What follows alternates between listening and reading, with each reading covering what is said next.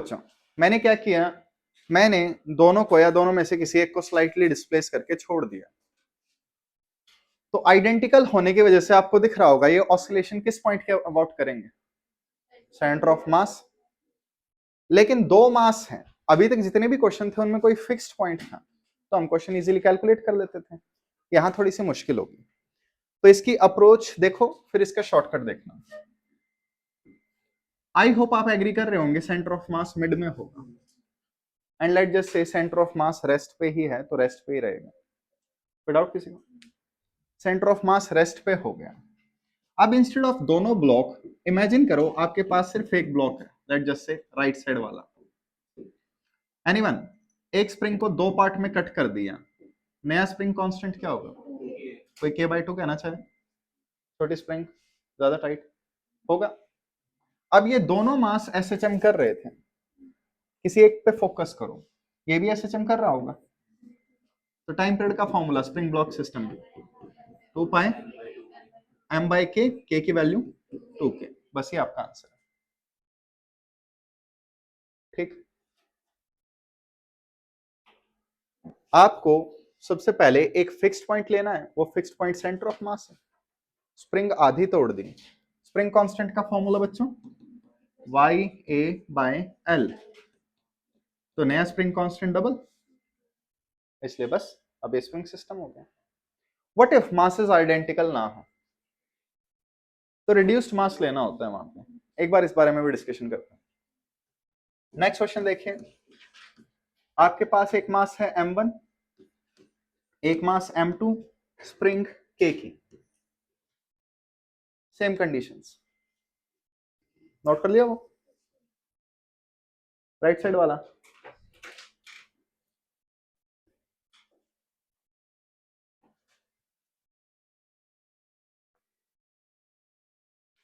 Okay, centre of mass कहां होगा anyone? तो कुछ आइडिया तो है नहीं, सेंटर ऑफ मास में यहां मान लेता हूं। लेट जस्ट से ये नेचुरल लेंथ है L, ये ओरिजिन है। एनीवन, ये डिस्टेंस कितना होगा? शाबाश। सेंटर ऑफ मास की location m1 x1 0, m2 x2, ये r1 की लोकेशन, ये आ गया। r2 कितना आएगा? किसी भी बच्चे को डाउट हो यहाँ पे प्लीज बोलिए।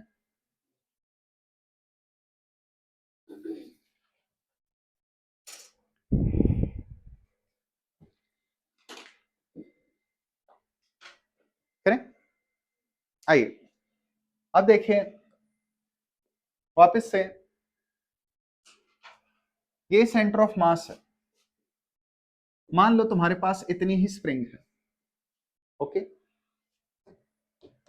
तो तुम्हारे पास एक स्प्रिंग हो गई, इसके साथ m2 अटैच है। इसका स्प्रिंग कांस्टेंट नहीं पता हमें,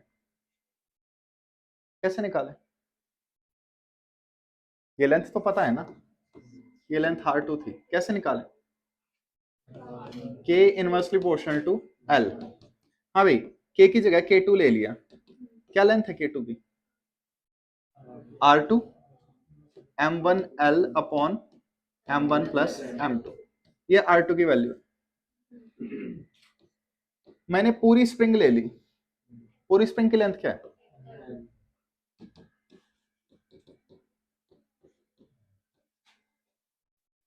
k2 की वैल्यू आ गई?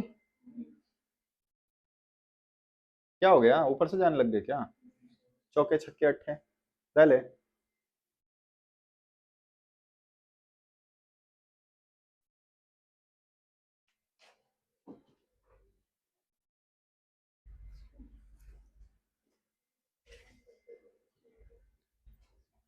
करें स्टार्ट, आइए नेक्स्ट।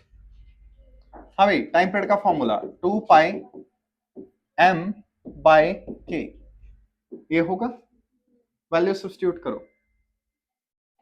तो टाइम पीरियड आएगा 2 पाई m1 m2 upon m1 plus m2 into के। ये क्या है बच्चों? तो इन शॉर्ट फ्यूचर में अगर ऐसा कोई क्वेश्चन आ जाए तो यहां पे रिड्यूस्ड मास रख देना।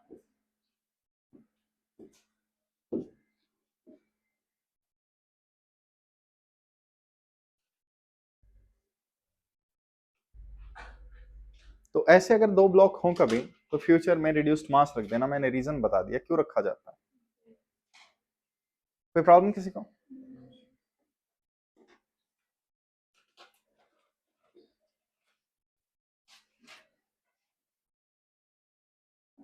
करें आगे, चेंज करूं?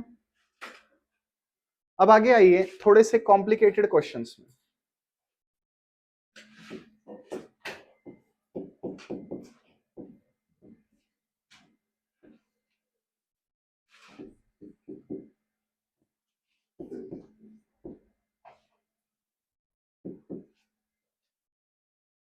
आपके पास क्या है? ये एक स्प्रिंग ब्लॉक सिस्टम है। मॉड्यूल में ऐसे क्वेश्चन देखे होंगे। स्लाइटली डिस्प्लेस कर रहे हैं, टाइम पीरियड बताओ। तो इन्हें सिंपल अप्रोच से भी निकाला जा सकता है और डिम्पल अप्रोच से भी।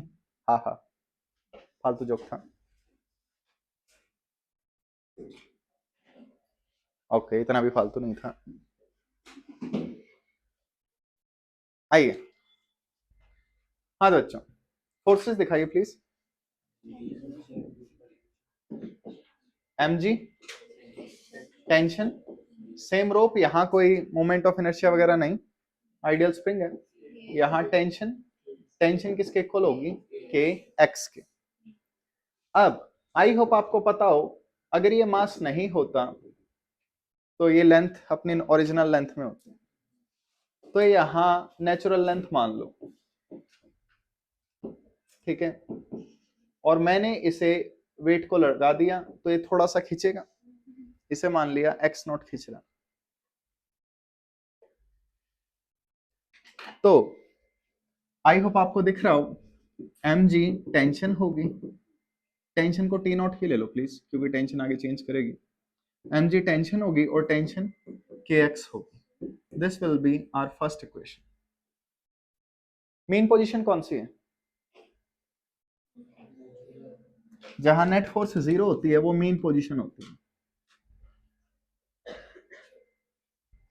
अब बच्चों इसके बाद क्या करें? अगला स्टेप, इस ब्लॉक को हल्का सा नीचे डिस्प्लेस करो। तो ये नेचुरल लेंथ थी, इससे एक्स नॉट डिस्टेंस नीचे मेन पोजीशन थी, और हम हमेशा मेन पोजीशन से स्ट्रेच करेंगे। तो मैंने इसे मेन पोजीशन से स्ट्रेच कर दिया, थोड़ा सा खींच दिया। अब ब्लॉक यहां है, फोर्सेस दिखाइए। mg ऊपर, टेंशन, टेंशन किसके इक्वल होगी? के एक्स के। एक्स कितना है? एक्स हम नेचुरल लेंथ से मेजर करते हैं।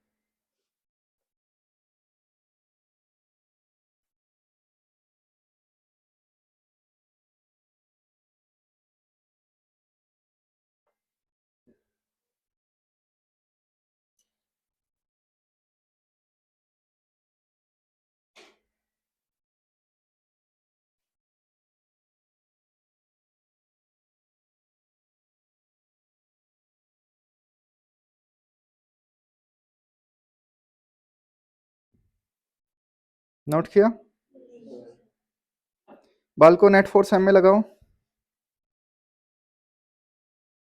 नेट फोर्स एम में।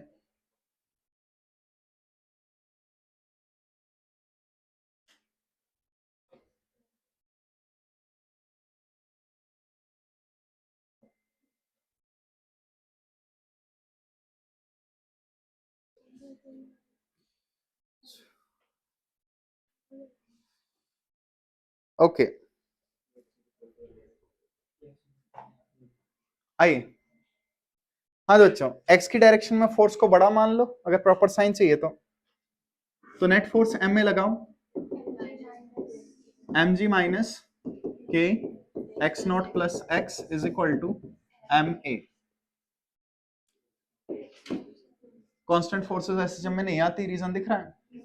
Acceleration minus k x by m, sorry, exactly वही बन रहा है, तो टाइम पीरियड m/k। इस वैरायटी के 3 क्वेश्चन होते हैं। एक ऐसे होता है कि यहाँ स्प्रिंग लगी हुई है, यहाँ एक ब्लॉक लटका हुआ है, आपने देखा होगा। एक क्वेश्चन ये होता है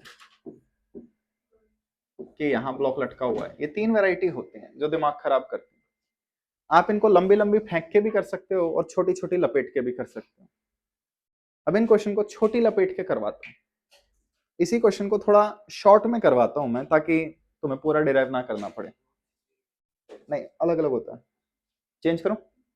एक अप्रोच देखो जो मैं आगे भी यूज करूंगा, ठीक, लेकिन ये अप्रोच प्लीज इन्हीं क्वेश्चंस में लगाना। वापस आओ, इस क्वेश्चन को दोबारा देखो, ठीक।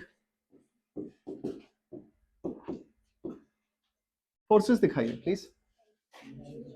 नीचे mg, ऊपर टेंशन। टेंशन किसके इक्वल होगी? kx या kx0, ये है। लेट जस्ट से ये मीन पोजीशन है। फोर्सेस बताओ क्या लिखूं? mg is equal to kx, ये फर्स्ट इक्वेशन थी। इसके बाद हम क्या करते थे? स्लाइटली डिस्प्लेस करते थे। मत करो, इसी से आंसर आ जाए। g को a मान लो और जो x0 था उसे x ही रखो। कर सकते हो इतना या नहीं? इक्वेशन लिखवाओ, क्या लिखूं?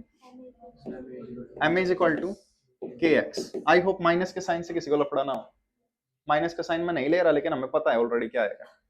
तो एक्सेलरेशन क्या हुआ? k/mx। ये हमारा क्या है? Omega square. एक इक्वेशन से आंसर आ जाएगा सीधा, बस आपको रिलेशन बनाना और मैच करना। आप ऐसे भी कर सकते हो, वो स्टेप्स आपको रिपीट करने की जरूरत नहीं है। क्यों जरूरत नहीं है? क्योंकि आपने देखा कांस्टेंट फोर्स कैंसिल आउट हो जाएगी। जहां मैं mg लिख रहा हूं उसकी जगह m में आ जाएगा, बाकी सारी चीजें सेम रहेगी। इस इक्वेशन से भी आंसर आ जाता है।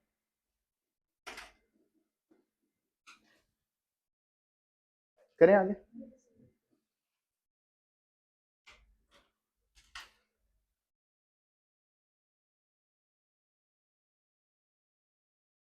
ठीक है, तुम कोशिश करना ये अप्रोच यूज कर लो अगर कोई कॉम्प्लिकेटेड क्वेश्चन आ रहा है इसी टाइप का।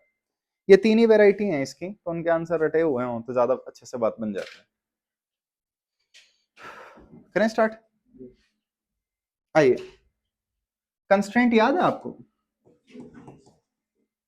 कंस्ट्रेंट में T1 A1 T2 A2 equal थे। कुछ ऐसा याद आ रहा है? थोड़ा बहुत कंस्ट्रेंट, ठीक। एक रोप को एक साइड से खींचेंगे तो दूसरे वाली उसके कनेक्टेड कुछ चेंज हो गया। तो इसे बस ऐसे याद रखो, T inversely proportional to x। अगर किसी में टेंशन डबल है तो उसमें डिस्प्लेसमेंट हाफ होगी, ठीक है। बस ये चीज याद रखो, बाकी मैं हैंडल कर लूंगा। कुछ याद आ रहा है? वर्क डन बाय टेंशन 0 होता था, T1 A1 T2 A2 कुछ ऐसा किया था। आ जाओ, इसी अप्रोच को देखते हुए मैं नेक्स्ट क्वेश्चन देखता हूं।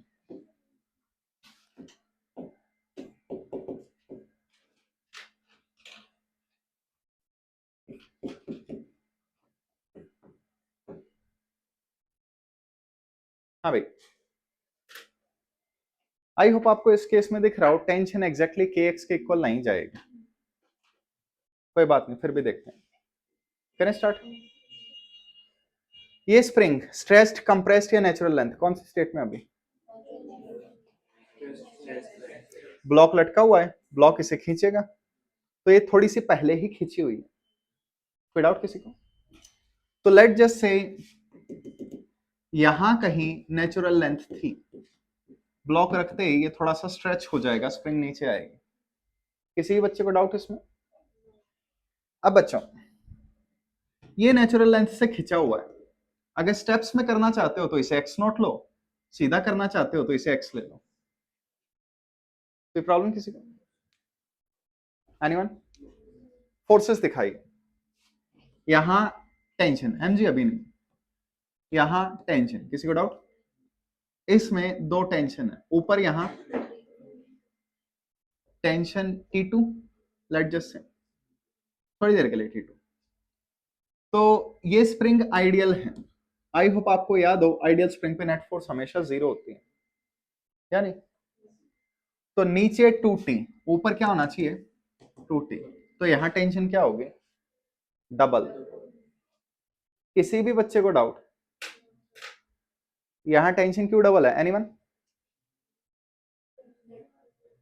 नेट फोर्स जीरो इस पुली पे, नीचे दो टेंशन है तो ऊपर भी दो टेंशन होनी चाहिए। अब सोच समझ के बताओ, अगर इस ब्लॉक को मैं x खींचूं तो ये स्प्रिंग कितनी स्ट्रेच होगी? टेंशन डबल हो गई तो x हाफ हो जाएगा। तो इसमें टेंशन t थी, ये x खींचा, इसमें टेंशन डबल हो गई तो ये x बाय 2 स्ट्रेच होगा। तो इसमें स्ट्रेच आया x बाय 2।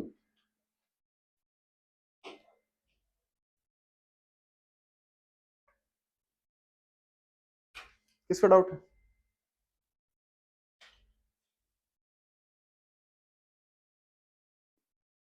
इन क्वेश्चंस में इसलिए आंसर थोड़ा सा कॉम्प्लिकेटेड हो जाता है। ठीक, करें आगे। अब एक चीज देखो, प्रॉपर मेथड तो ये कहता है mg टेंशन के इक्वल, ये टेंशन स्प्रिंग फोर्स के इक्वल, वहां से सॉल्व करो। मैं थोड़ा सीधा करना पसंद करता हूं। एक बार मैं दोबारा डायग्राम बना देता हूं ताकि आप लोग कंफ्यूज ना हो। आपकी चॉइस है, उसी से काम चला सकते हो। हाँ भाई, फोर्सेस दिखाइए। अब ब्लॉक पे mg, ऊपर टेंशन, यहां 2t, यहां kx, x की वैल्यू x बाय 2। किसी भी बच्चे को डाउट? क्या मैं लिख सकता हूं टेंशन mg के इक्वल है? क्या मैं लिख सकता हूं टेंशन किसके इक्वल है? kx बाय 4 के इक्वल है। यहां 2t है, इस चीज का भी ध्यान दो। ठीक, ये हमारी पहली इक्वेशन।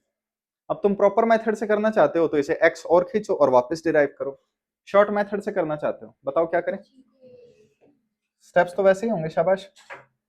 तो ये हमारे पास इक्वेशन बन चुकी है।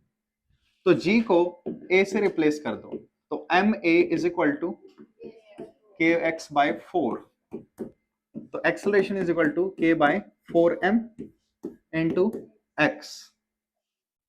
नेट फोर्स m में से निकालोगे यही बनेगा, देख लेना।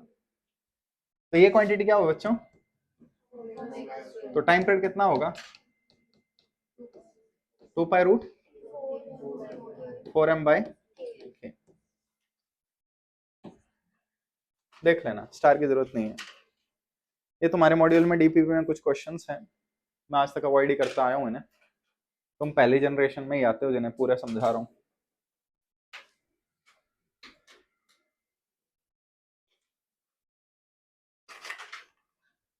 कोई भी डाउट किसी बच्चे को? चेंज करो, लास्ट क्वेश्चन निकाल दो, ब्रेक दे दूंगा। लेकिन ये क्वेश्चन तुम लोग खुद निकालोगे।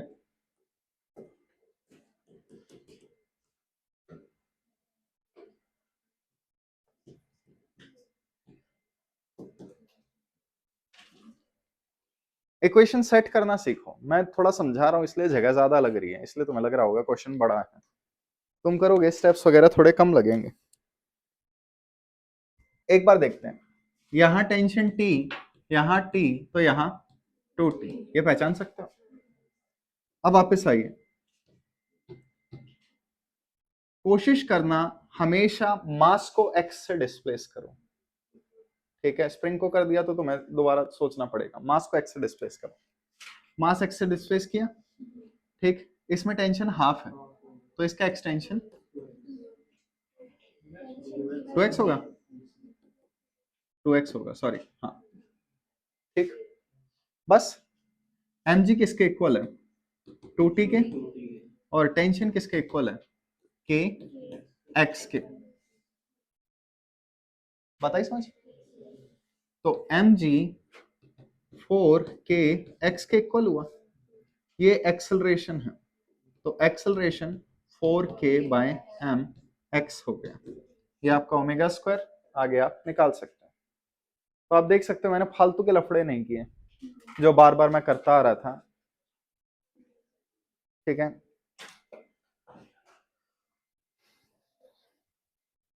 आई होप किसी को ये ना लगे आज कुछ ज्यादा ही फिजिक्स पकड़ ली।